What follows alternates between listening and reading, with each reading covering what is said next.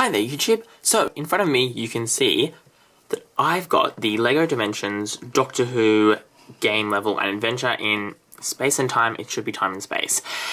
Anyway, so I don't actually play video games. I haven't played one for probably like 6 years, probably going on 7 properly. Like, obviously I've touched consoles and, gone to other people's houses and mucked around with them or whatever, but I haven't religiously played any video games, for about 6 or 7 years. So I don't have the LEGO Dimensions video game itself. I've just bought this starter pack. So unlike a lot of other reviews I've seen, which review the Doctor Who level, which I'm led to believe is actually very, very good if you're already got the LEGO Dimensions game, I actually want to review the 3 Doctor Who LEGO toys we get inside and see what these are like from a collector's perspective and not from a gamer's perspective. So, for something a little different, keep watching. Let's do it.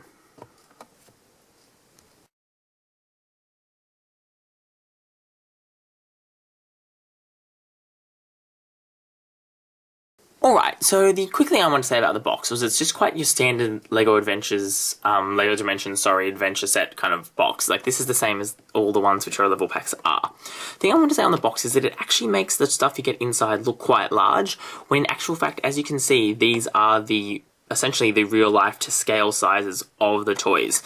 So, don't go into buying any of these, whether you're for the game or just because you want to get, like, a Back to the Future set or a Scooby-Doo set or whatever it is.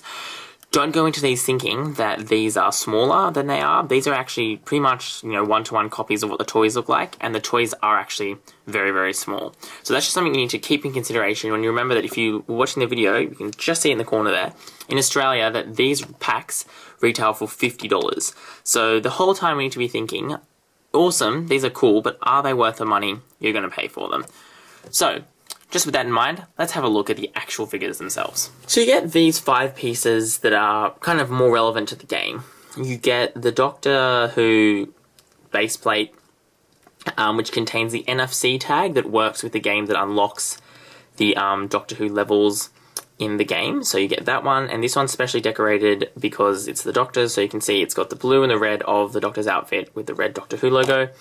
Then you just get 2 generic NFC tags, which you can tag your TARDIS and K9 with, and then also you get 1 2x2 round cylinder, clear blue, or translucent blue, whatever. I don't know the names of the Lego parts, I'm not a Lego expert like that. You get 2 of these as well. So these can definitely be reused for stuff if you want to build with your Lego collections. And these make quite nice display stands because they are really nice blue, very shiny. They look really nice, but they're not really practical Lego pieces because they don't have any bricks or, like, holes on the bottom. So you can't connect anything to the bottom. So these pieces are essentially just for the game. So if you're like me and don't have the game, these aren't particularly useful. So let's get them out of the way. Alright, so this is the Doctor minifigure, and I can say that he actually looks really, really good. If you take a closer look, you can see that his legs are printed, the little joiny bit that joins his legs to his torso is printed all across the front in his very kind of classic, iconic waistcoat shirt combination. He's got the flesh-coloured body pieces. He's got a really nice face sculpt, which I'm pretty sure is exclusive, and I think his hair is exclusive to Doctor Who sets as well, but not uber sure on that. Bringing him around, you can see that he's quite plain on the black. He's got that he's quite a dark shade of blue. It looks a little bit lighter on camera than it actually is, but it is a little bit darker than that. Only printing he's got on the back is that little bit of the back of his coat, which is a little bit plain, but it's also, essentially it is how the Doctor looks. Like, that's what the back of his outfit does look like.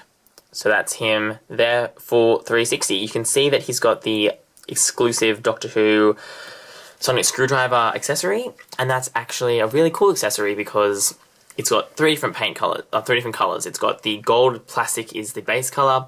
You can see the ceramic handle, or what's meant to be a ceramic handle, is painted in white along here, and then the tip is also painted green because this Sonic is in extended mode, hence why the little claws are out.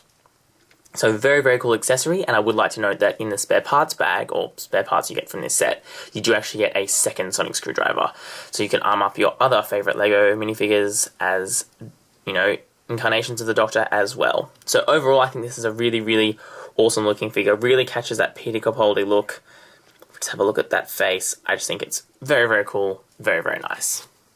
Next thing, of course, to look at is the Doctor's TARDIS. Now, as you can see, it's quite small. It is a very, very small build. It's only about the size of a minifigure from top to bottom, so it's definitely very, very small.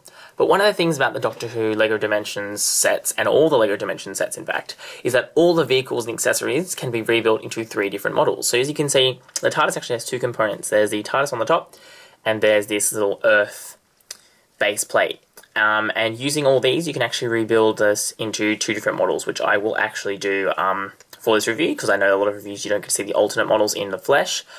This is a really nice little TARDIS. I think that they've got all the details they really needed to, so you know that's the printed tile pieces and the lantern on the top. I mean, its proportions are a little bit strange because it is so small, and you know, obviously, if you look at the roof, you can see that the plates on the side that give it that detail do stick out. So it's by no means perfect, but it definitely is instantly recognisable as a TARDIS, and in this scale is actually very, very nice. I think it is quite a cool little TARDIS, and it doesn't quite look like it does in the game, but is very cool.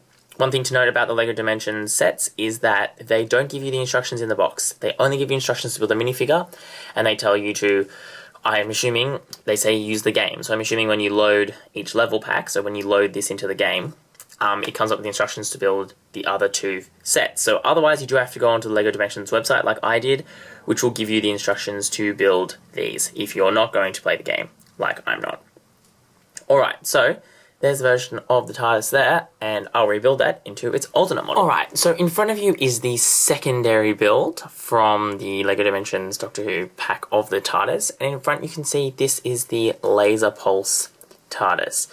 Now, although cosmetically on the outside it doesn't look like that different, you're probably going, now where did those red pieces come from? They were actually built up inside the TARDIS, and then now, as you can see, the base is somewhat gone. There's no Earth base anymore, and the Earth base is now used as supports for the inside, and now you can use these red pieces on the outside. So, I mean, obviously this is strictly non-canon, but I mean, Character Options has done quite a few non-canon sets in the past, so that's not something that's new for Doctor Who. It's a little bit strange, as you can see, it's a little bit hollow down the bottom as well, and the fact that the other one, I probably didn't show it in the video, but you could actually take it off from the Earth base, whereas this one you can't really do that because it's all very much attached to the bottom there.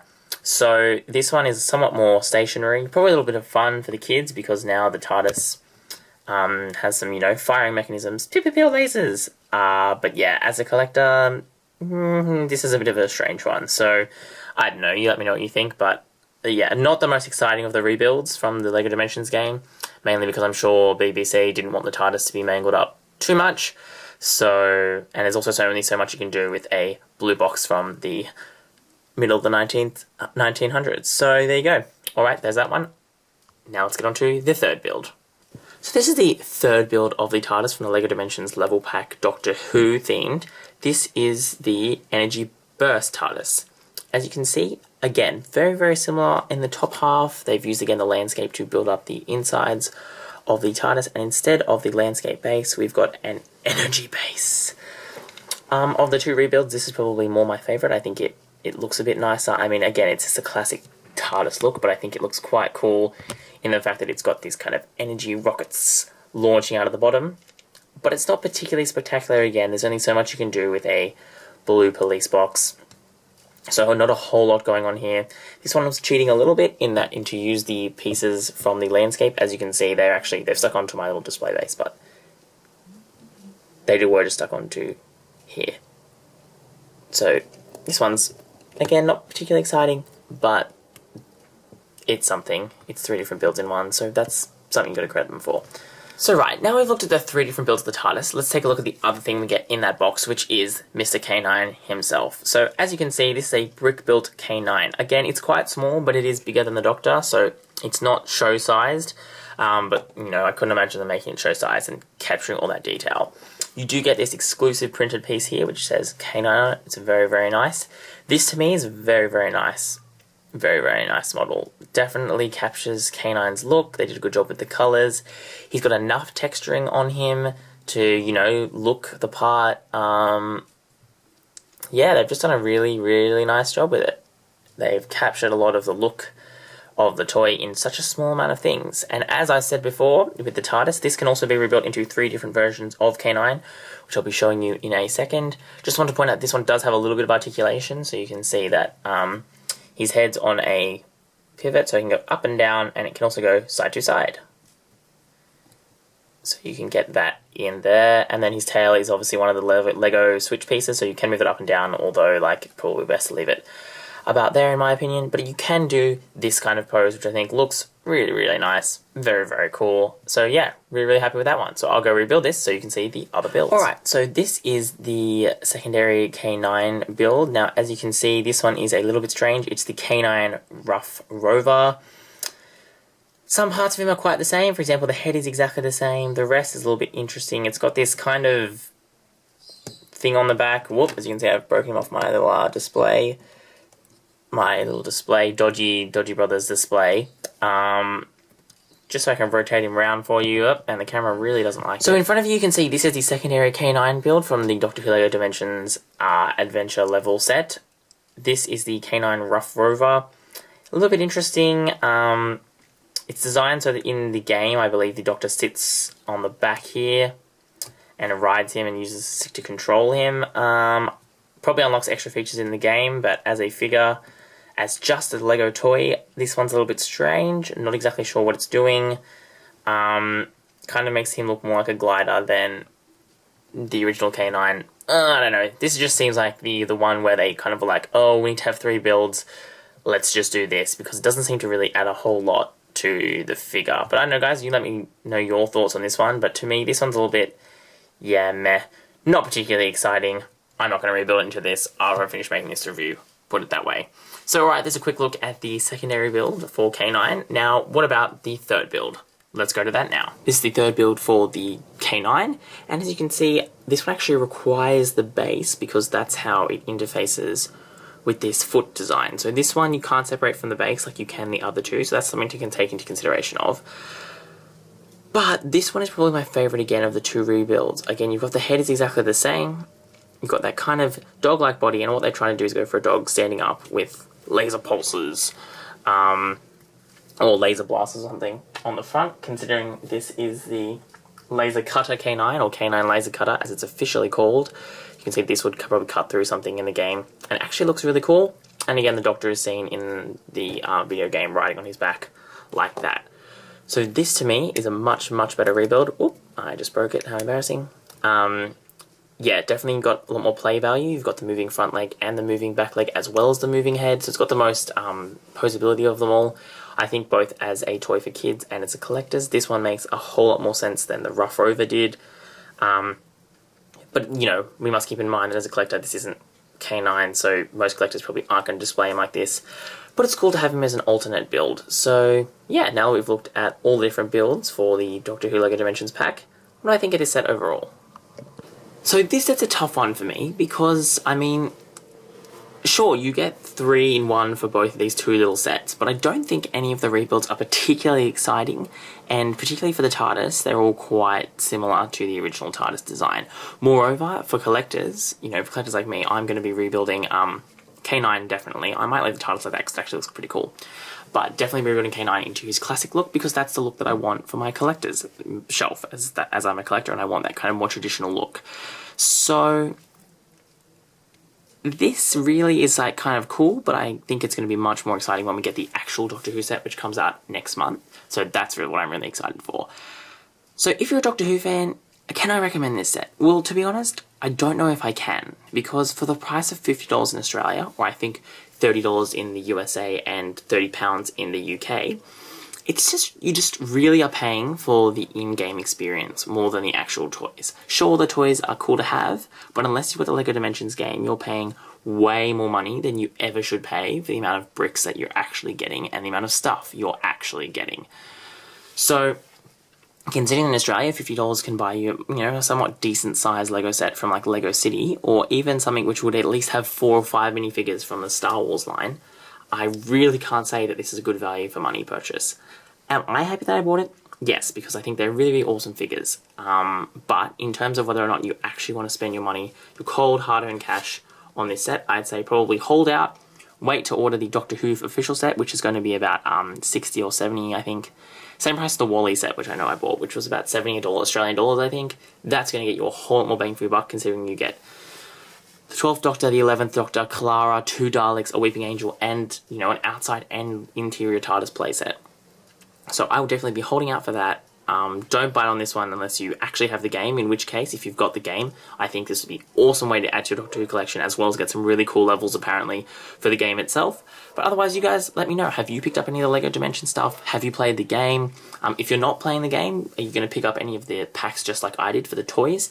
I know I was thinking about doing that for Back to the Future, but I just couldn't justify the price after getting this one, considering I'm not a massive Back to the Future fan. So yeah, you let me know what you guys think. I'll be doing a comparison between the LEGO Doctor Who figure and the character options, character building Doctor Who figure. And that'll be a really interesting review to do, so that'll be coming soon, so stay tuned for that. Otherwise, do all those cool things you do on YouTube. Thanks for watching, guys. That's all I've got time for. This is XtremeTrainz.